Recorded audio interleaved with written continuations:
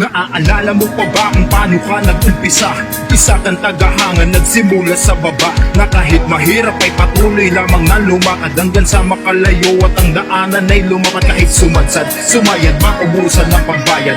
Di man kaagad mapadpad sa nakasaan, di bali ng banayad, ang makalagay umusad, mabilad man ilakad mo ang mga hinahangad na makilala sa larangan na napiling magtasin. Bawat hamon nilabanan, walang papalagpasin, mga nabuong ideya di man nila tanggapin, ikaw pa rin masusunod sa kwentong babalangkasin. Sa konkretong kalikasan, tagumpay ay argumento, sementadong kagubatan, walang humpay ang progreso. Di absuelto ang kontento pag di kumpleto ang sakap, walang diskwento bawat pwesto sa monumento ng rap. Di mo pa nakaikwento na ikwento na lahat, gawin mo man sagad pero di pa rin sapat, sige lang ahon, ahon, padayon. Di mo pa nakaikwento na ikwento na lahat, gawin mo man sagad pero di pa rin sapat, sige lang ahon, ahon, padayon.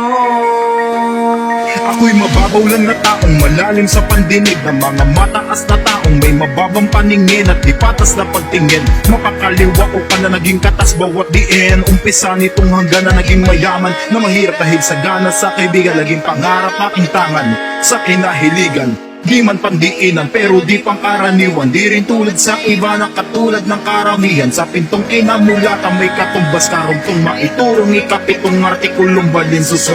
Bumakat sa aklat hanggang sa sunod na pahina, alam mo na kung para saan magmula ka umpisa. Huwag pakitaan ng mali mga taong tamang hinala, huwag ka magatubili na kumilig sa mga tala. Itrato mo ng tama, naging masama sa'yo pagkat kahit anong taas mo ay bilog pa rin mundo.